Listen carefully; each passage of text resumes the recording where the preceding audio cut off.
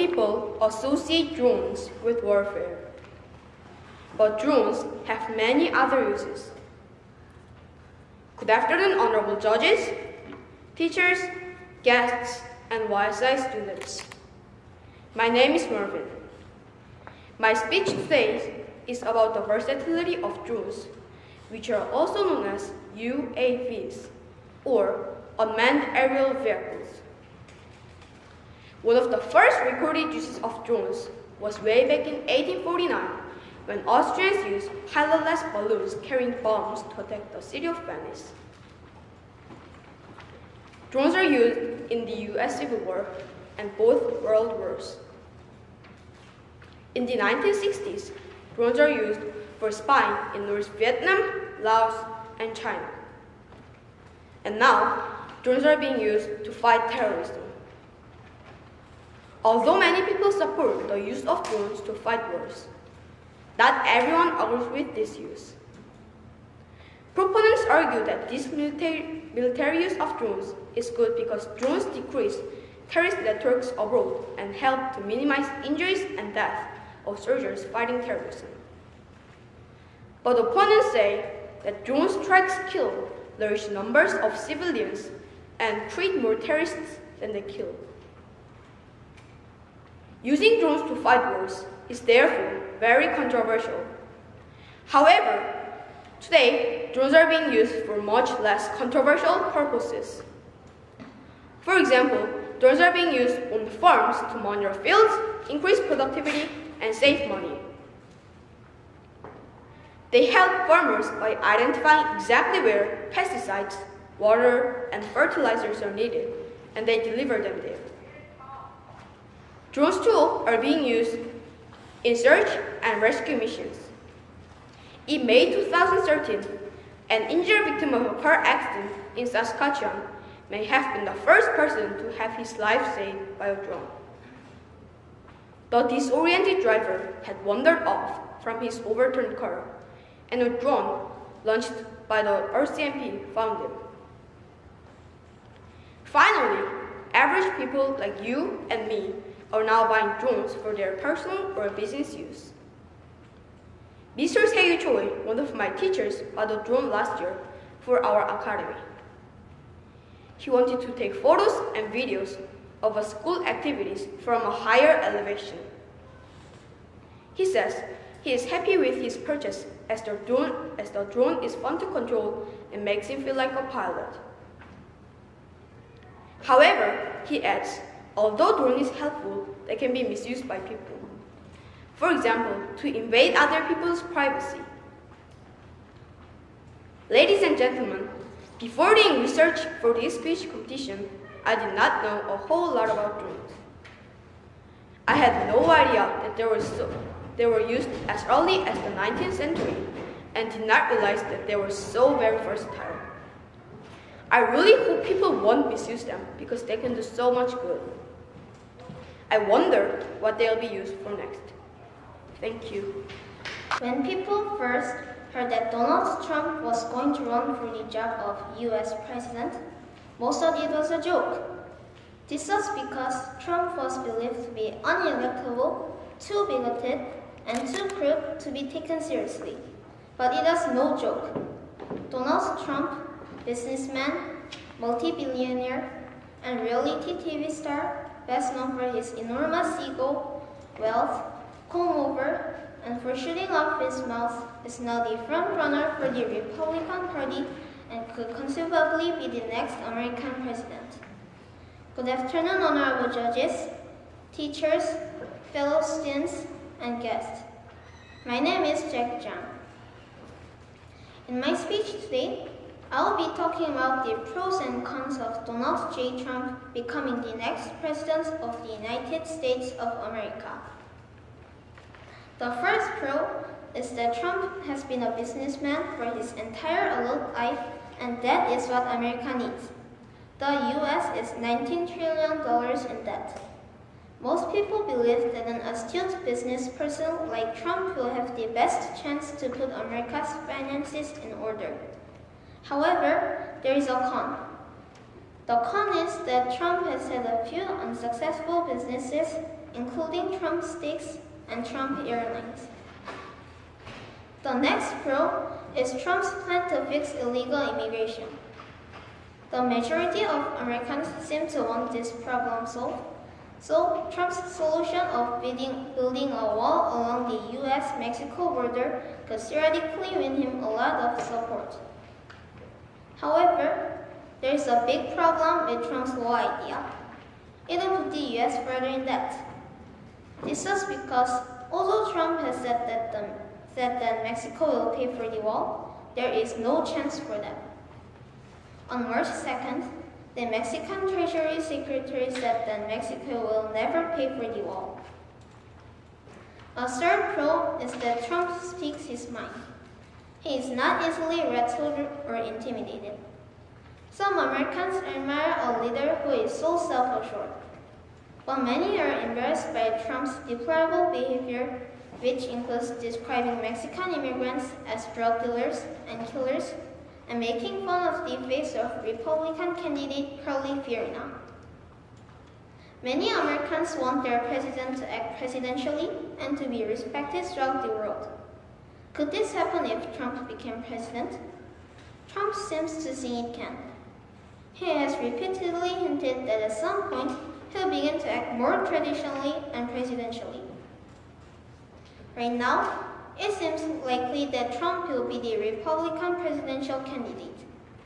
But even if he wins the nomination, can he be the Democratic candidate and become the 45th US president? Most political experts think he cannot. In fact, most are surprised that he got this far. But I think that Trump could win the presidential election because of what he brings to the table: business savvy and financial experience. Thank you. Good afternoon, honorable judges, teachers, guests, and fellow ISI students. My name is Tae. Vehicles that use gasoline are the main form of transportation in developed countries such as Canada, South Korea, and the United States. Unfortunately, these gas-powered vehicles are harmful to the environment as they create about 1/3 of our greenhouse gas emissions. The good thing is, unlike drivers in the past, drivers today have options. Manufacturers are making cars that are more environmentally friendly. One type is a hybrid vehicle, which is the focus of my speech today. Just what is a hybrid vehicle? A hybrid vehicle has two kinds of power: an engine that runs on gasoline and a motor that runs on electricity. Not only are hybrid vehicles environmentally friendly as they help to reduce carbon dioxide emissions, they are also more efficient than purely gas-powered cars. A hybrid car, for example, can go twice as far on a liter of gasoline as a typical gasoline-powered car, so therefore it saves drivers money at the pump. Furthermore, if a hybrid vehicle is running out of gas, it can switch over to the electric motor. One of my mentor teachers, Mrs. Shen, just got a hybrid vehicle, a Honda Accord hybrid. She said she's happy with her new car and would recommend it to people. She also thinks that hybrid vehicles are good for the environment. I like hybrid vehicles mainly because they can save environment. They need less fuel to run than regular cars, which means less emissions and less dependence on the Earth's non-renewable fossil fuels. I also like them because in most hybrid vehicles, we can watch TV and go on the internet. Before closing, I would like to say that hybrid vehicles are the best invention to stop global warming. You shouldn't be surprised. Therefore, when I tell you that when I grow up, I would like to have a hybrid vehicle. Thank you. According to a recent study, hockey accounts for almost half of all traumatic brain injuries among Canadian children taking part in team sports. The popularity of contact sports exposes children to risk for brain injuries. Brain injuries can be serious, may not respond to medical treatment, or may result in death. However, they are preventable. Good afternoon, honorable judges, teachers, fellow students, and guests. My name is Amy Jin. Today I will talk about why there should be an age restriction on contact sports for kids. The most dangerous sports seem to be hockey and football because these sports involve hitting, which can cause head injuries. Fortunately, doctors are treating concussions more seriously these days. Following head impact, athletes showing signs of confusions or amnesias are advised not to play a game until they're examined by a doctor. But some experts say these guidelines do not go far enough. They say kids should not be playing contact sports at all. I agree. Dr. Bennett Omalu is one expert who believes that kids should not play contact sports. He explains that the human brain does not fully develop until about 18 to 25 years old. Therefore, parents should wait for their children to grow up and let them make their own decisions about playing contact sports. This is wise advice. There are just too many sad stories about young players getting concussions and dying long before their time. There is the story of 16-year-old Winnipegger Ethan Williams, who committed suicide in 2014 after having 8 concussions. You might wonder what suicide has to do with my topic. Well, concussions have been linked to suicide. Studies suggest that repeated head injuries can change a player's personality and cause mental health problems. And there is the story of 17-year-old Andrew Smith, who died after being hit during a football game at his school in Illinois. He was complaining about his headache when he walked off the field, and then he collapsed at his team bench. The medical examiner said he died of head injuries due to a football accident. Shockingly, in the U.S., Smith was the 7th high school football player to die in 2015. In Canada, the rates of concussions in youth hockey are equally scary. Among some 9,000 11 and 12-year-old players in Alberta, there are some 700 concussions in a single season. Ladies and gentlemen, brain injuries experienced by children while playing contact sports can be prevented by banning kids under 18 from playing these sports. As Dr. Malu rightly said, we have a legal age for drinking alcohol, for joining the military, for smoking, for voting, and for driving. We must have the same when it comes to protecting the brain, the organ that defines who we are as human beings. Thank you. On March 7, 2016, tennis superstar Maria Sharapova stood somberly behind a microphone. Everyone thought that she was going to announce her retirement. But everyone, including me, was wrong. Sharapova shocked the sports world with the news that she had failed the drug test. Good afternoon, honorable judges, teachers, fellow students, and guests. My name is Ella Jen.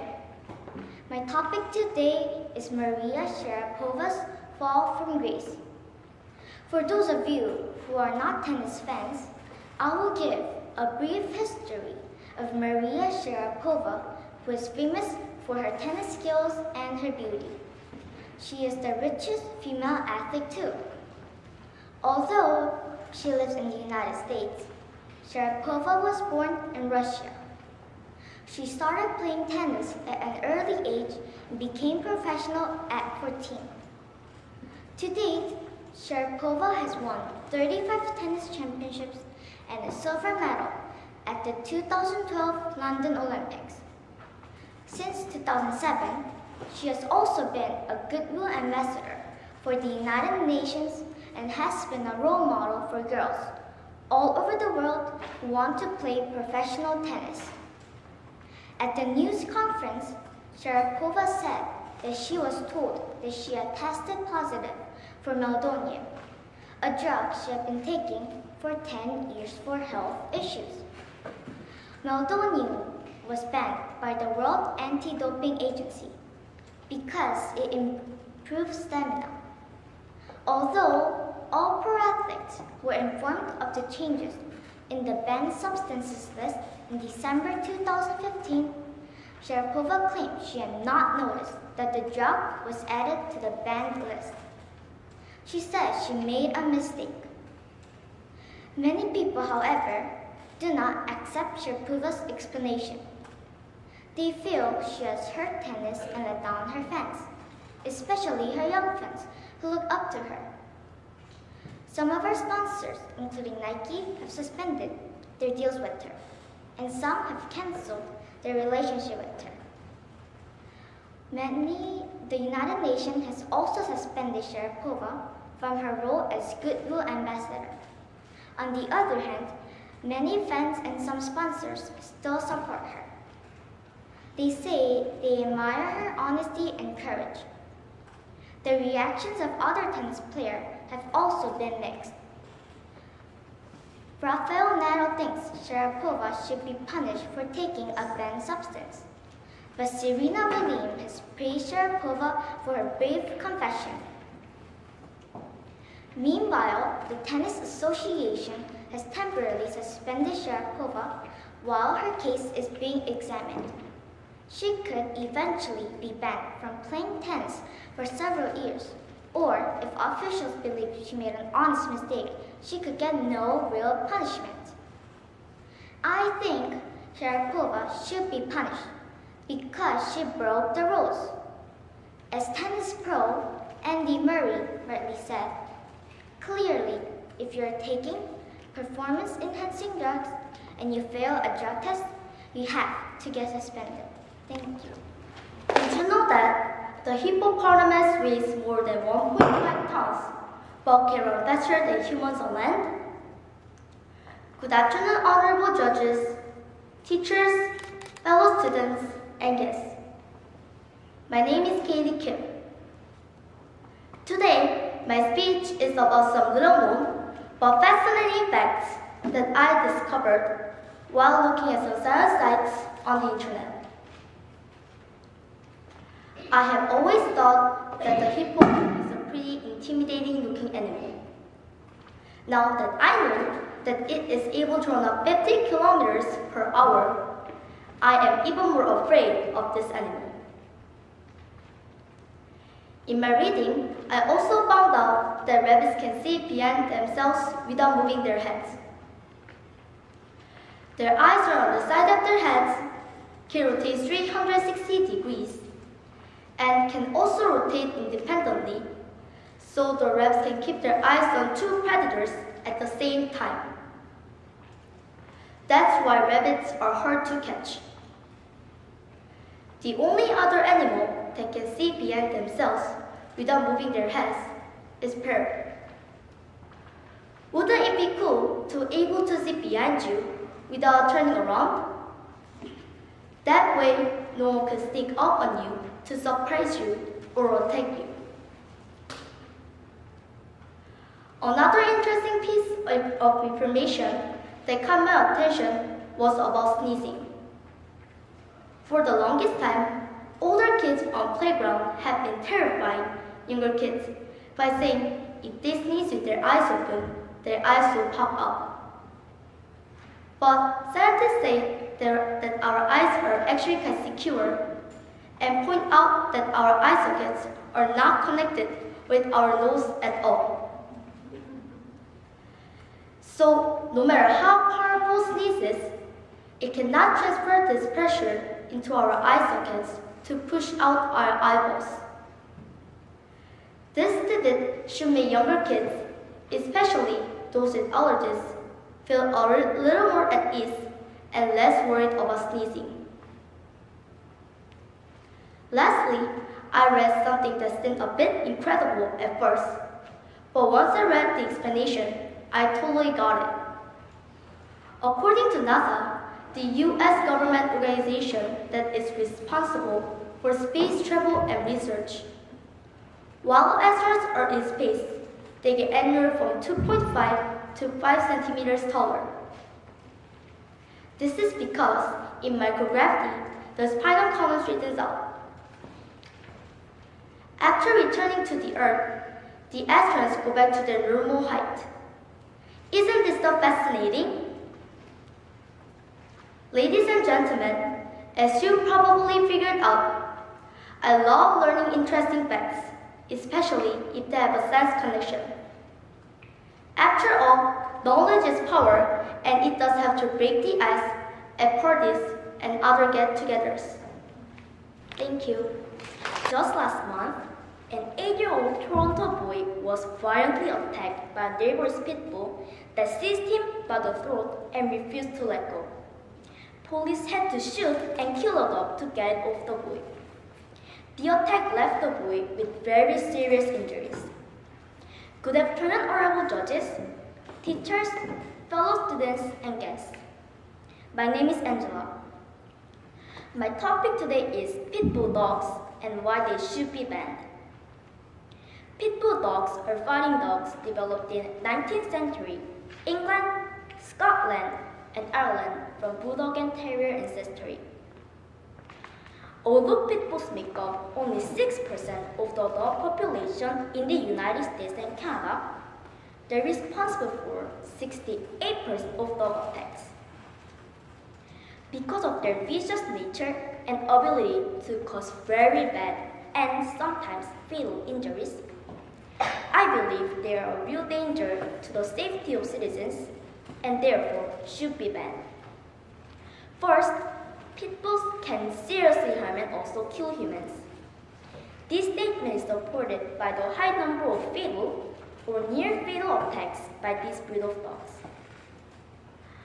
Although pit bull owners insist that their dogs are loyal and friendly pets, experience has shown that this is not really true, as so many pit bull victims have been their owners.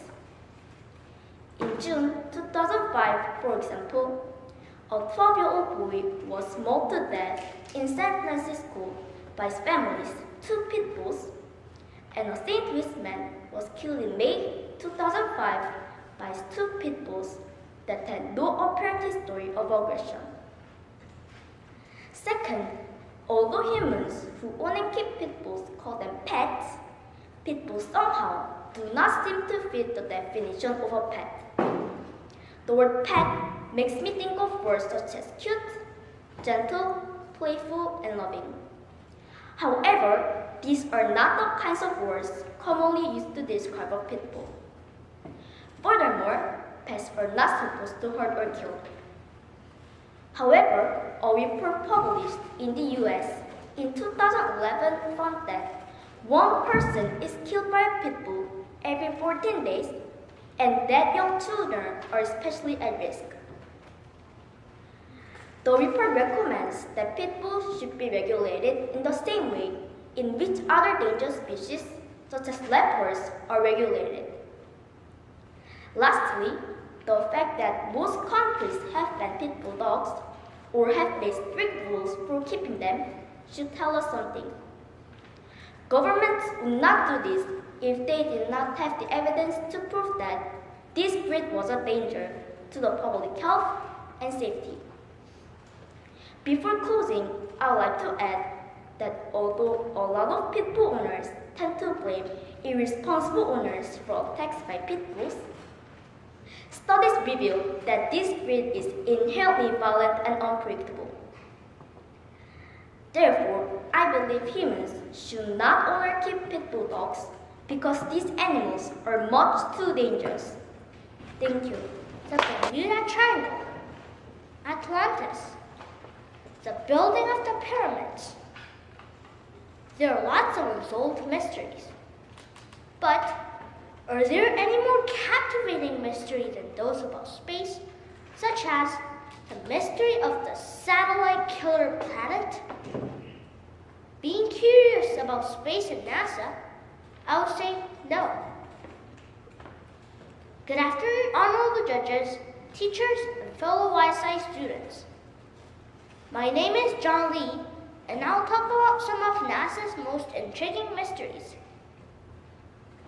The first mystery, the mystery of the satellite killer planet, is about the unexplained destruction over the years of many satellites that have been sent to explore Mars. The first two were Russian satellites. They went round the backside of Mars and were never heard from again. The fate of several other satellites are also clouded in mystery. What really happened to these satellites? Were they destroyed by Martians? The second mystery is about the NASA's New Horizons spacecraft going out of luck days before flying over Pluto. The Operations Center had been tracking the spacecraft for 9.5 years as it traveled through the solar system. Then, on July 4th, 2015, it disappeared. Out of luck, a computer screen said. There was no more data. There was no connection. It was as if spacecraft had fallen into a black hole. The official story from NASA is that this is just an anomaly and that the team have solved this problem and programmed it for its encounter with Pluto. But this was not a glitch. This was almost a disaster. There are also mysteries surrounding NASA's possible communication with extraterrestrial beings. Gary McKinnon from UK claims that he hacked into NASA's computer and found photos of extraterrestrial life. He also alleges that NASA edited images from space to remove evidence of extraterrestrial spacecraft before releasing them to public. Has NASA actually communicated with ETs? And is Gary McKinnon a credible person or a kook? Although I did not find answers to these questions, I did find a telling message from Ellen Stoffen, NASA's chief scientist, who said that humanity is on the verge of discovering alien life. Do you believe that NASA had already found proof of extraterrestrial life? I do. Indeed, ladies and gentlemen, as NASA travels through our solar system and beyond, it is making progress unraveling the mystery of our universe. However, there are some that are more challenging than others and which remain as yet unsolved. Thank Thank you.